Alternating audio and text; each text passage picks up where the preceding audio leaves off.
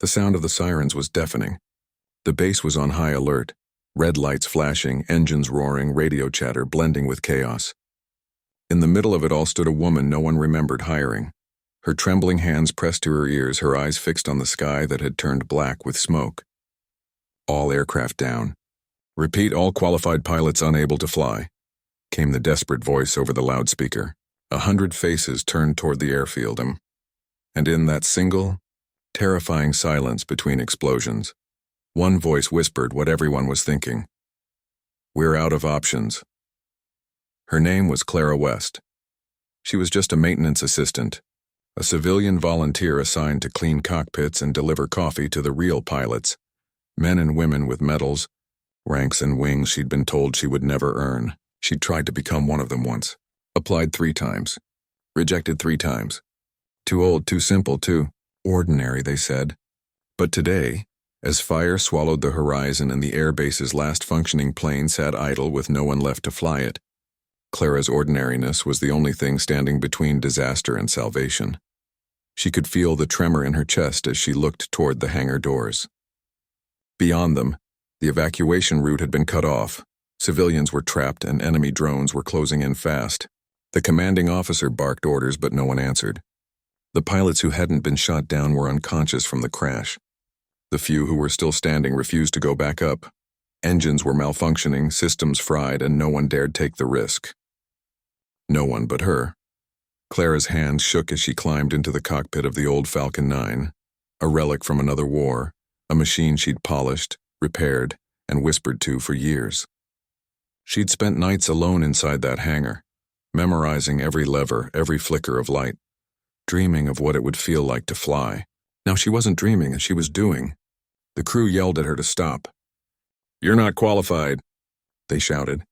But the truth was, no one else was left who could even start that engine. She'd rebuilt it herself when everyone else had given up on it.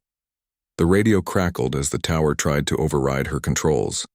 "Civilian West, abort immediately." But she didn't hear them.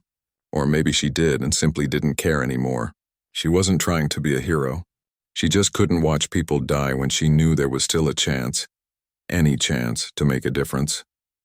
Her breath fogged the cracked canopy glass as she pushed the throttle forward, the engine coughing, roaring, then screaming to life like it remembered her touch. The wheels lifted off the ground, and suddenly, the chaos below faded into a distant hum. For a few seconds, she couldn't believe it, like she was in the air, flying. The same sky that had once felt unreachable now burned gold around her wings. But the mission was far from over. Below, hundreds of lives depended on her. Families trapped near the supply outpost that had been struck first. The enemy drones were programmed to target anything that moved on the evacuation road. Clara gritted her teeth, banking left hard, diving low through smoke trails. The radio crackled again, distant screams, then static. The airfield commander's voice returned, softer now. "Westgate, if you can hear this, Godspeed." The next 40 minutes were chaos. She flew lower than any trained pilot dared, cutting between collapsed towers and burning debris, pushing the Falcon beyond its limits. She didn't have targeting systems, didn't have radar. All she had was instinct, and the thousands of hours she'd spent alone with that aircraft learning its language. When the first drone appeared, Clara didn't hesitate.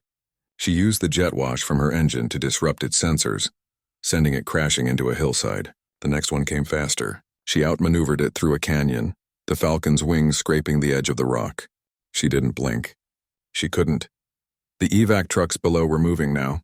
Families, soldiers, wounded men and women, all counting on someone who had been told she wasn't good enough to wear a uniform. Every alarm in the cockpit screamed at her. Overheating engine, low fuel, hydraulic pressure collapsing, but she pressed on.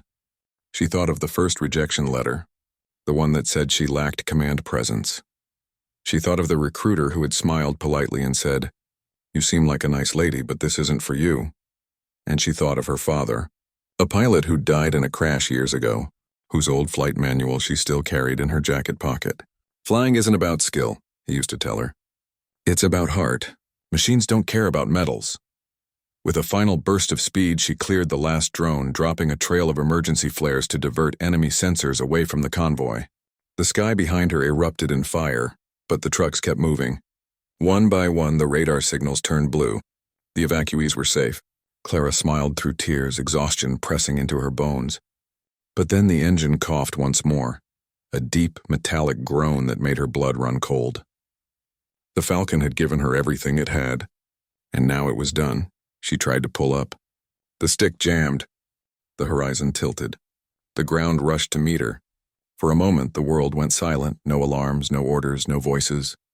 Just the wind and the whisper of a life spent waiting for a chance to matter. And in that instant, she understood. She'd been rejected from their world not because she wasn't enough, but because her kind of courage didn't fit inside their definitions. She wasn't trained, but she was ready. She wasn't ranked, but she belonged. The Falcon crashed just beyond the evacuation zone, flames painting the night sky. Rescue teams found her hours later, unconscious, burned, but alive. When she woke up, the hospital room was quiet except for the steady beep of the heart monitor. The commander was there, his uniform stained, his eyes red. He didn't salute her. He didn't speak. He just set something on the table beside her bed. A pair of pilot wings, real ones, gleaming under the light. "You earned them," he whispered. "You saved them all." News spread fast. The world called her a hero. But Clara never liked that word. She said she was just doing what needed to be done. When asked how she managed to fly without a license, she smiled weakly and said, "I didn't need permission to care." Weeks later, when the base was rebuilt and the sky was clear again, a new plaque appeared on the hangar wall, right beside the Falcon's repaired nose cone. It read, "For the one who wasn't chosen but chose to rise anyway." If this story touched your heart, if it reminded you that courage can come from the most unexpected souls, please take a moment to like, share, and subscribe. These stories deserve to be heard. And before we end, tell us in the comments, what would you have done if you were in Clara's place? Would you have taken the risk, or waited for someone qualified?